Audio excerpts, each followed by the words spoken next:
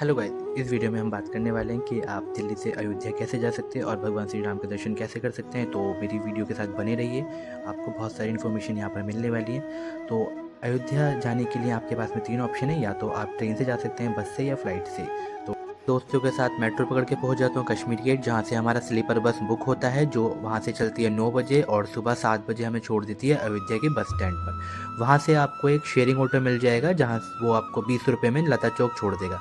लता चौक से सारी चीज़ें जो हैं वो सारा आपको पास में पड़ेंगी और घूमने में कोई दिक्कत नहीं होगी। तो लता चौक की तरफ जाते हुए हम देखते हैं कि जो रोड है वो बहुत ज़्यादा नीट एंड क्लीन है और अयोध्या नगरी बहुत ज़्यादा आकर्षक लग रही थी, देखने में बहुत ज़्यादा सुंदर लग रही थी। तो फिर हम रास्ते का मज़ा लेते हुए पहुंच जाते हैं वहाँ पर लता चौक। लता चौक पर पहुंचने के बाद में वहाँ पर आपको पब्लिक टॉयलेट मिल जाएगा, जहाँ पर आप फ्रेश हो सकते हैं, अपना स्नैक्स कर सकते हैं। उसके बाद वो करने के बाद आप निकल जाइए घाट की तरफ। फिर घाट की तरफ जाते हुए आपको रास्ते में काफ़ी सारे शॉपिंग के लिए ऑप्शन देखने को मिल जाएंगे, जहाँ से आप अपने लिए शॉपिंग कर सकते हैं। बट सबसे पहले आप दर्शन कीजिए, उसके बाद आपको शॉपिंग करें तो ज़्यादा अच्छा रहेगा। तो हम वहाँ पर सरयू घाट पर पहुँच जाते हैं। सरयू घाट पहुँचने के बाद में देखते हैं ये जो घाट है वो पुराना घाट है, बट हमने जो वीडियोस में देखा था वो नया घाट था। तो वहाँ पर पहुँचने के बाद में हमने लोगों से इन्फॉर्मेशन लिया कि नया घाट किस तरफ पड़ेगा। तो उन्होंने बोला कि जो वहाँ पे ब्रिज है, ब्रिज के जस्ट पास में आपको नया घाट देखने को मिल जाएगा। तो हम ब्रिज को फॉलो करते हुए पहुँच जाते हैं नया घाट। वहाँ पर बहुत सारे श्रद्धालु होते हैं जो कि वहाँ पर स्नान कर रहे होते हैं। तो अब वहाँ पर हम पहुँचते हैं 9 बजे के टाइम पर। देन वहाँ पहुँचने के बाद में हम सरयू घाट की बनावट को देखने के लिए लगते हैं। उसके बाद में फिर अपना बैग रखने के लिए हम जगह ढूंढने के लिए लग जाते हैं। फिर बैग रखने के बाद में हम सरयू घाट पर उतर कर नहाने के लिए लग जाते हैं। रेडी होने के बाद में हम निकल जाते हैं लता चौक पर वापस। फिर वहाँ से हम एक ऑटो लेते हैं जो कि हमें हनुमानगढ़ी छोड़ देता है और जिसका किराया होता है 20 रुपये पर हेड। फिर हनुमानगढ़ी पहुँचने के बाद में देखते हैं कि वहाँ पर बहुत ज़्यादा श्रद्धालुओं की भीड़ है। फिर हम वहाँ पे प्रसाद लेकर हम सभी जो दोस्त लोग होते हैं वो हम अपना लाइनों में लग जाते हैं दर्शन के लिए। फिर कहा जाता है कि अगर आपको राम मंदिर के दर्शन करने हैं तो सबसे पहले आपको हनुमानगढ़ी के दर्शन करने पड़ेंगे, क्योंकि जो हनुमान जी हैं वह अयोध्या धाम के रक्षक हैं। फिर उनके बिना आज्ञा लिए आप राम मंदिर के दर्शन नहीं कर सकते। फिर हम लोग श्रद्धालुओं की भीड़ के साथ में मंदिर की तरफ बढ़ने लगते हैं। फिर धीरे धीरे बढ़ने के बाद में हम लोग भी मंदिर में एंटर कर जाते हैं। मंदिर में एंटर करने के बाद में हम लोग धीरे धीरे चल कर हनुमान जी के दर्शन कर ही लेते हैं।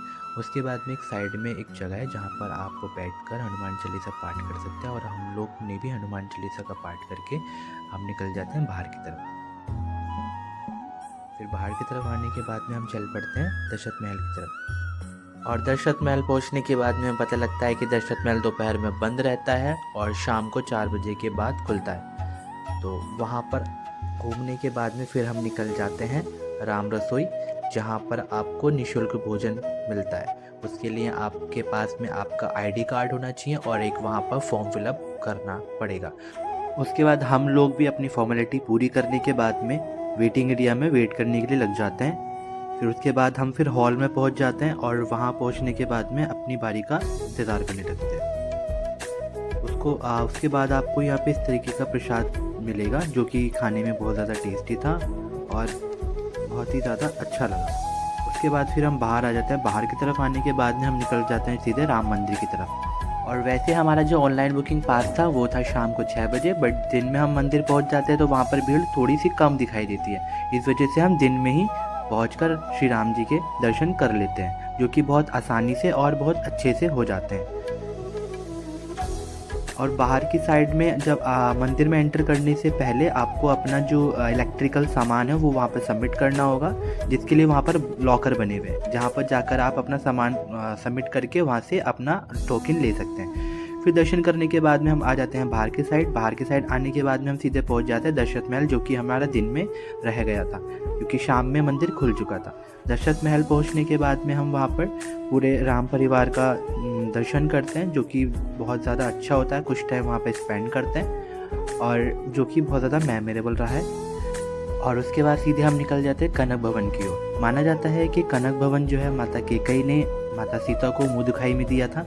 और अंदर जाकर हम वहाँ पर माता कैकेयी के और माता सीता के दर्शन करते हैं, जो कि बहुत ज़्यादा अच्छा होता है और भीड़ भी इतनी ज़्यादा नहीं होती है, तो हमारे दर्शन काफ़ी अच्छे से हो जाते हैं। जैसे कि आप देख सकते हैं कि बाहर से मंदिर का जो स्ट्रक्चर है बहुत अच्छा और बहुत आकर्षक लग रहा है। दैन हम मंदिर में एंटर करने के बाद में वहाँ पे माता कैकेयी और माता सीता के दर्शन करते हैं, जो कि करने के बाद में बहुत अच्छा लगता है।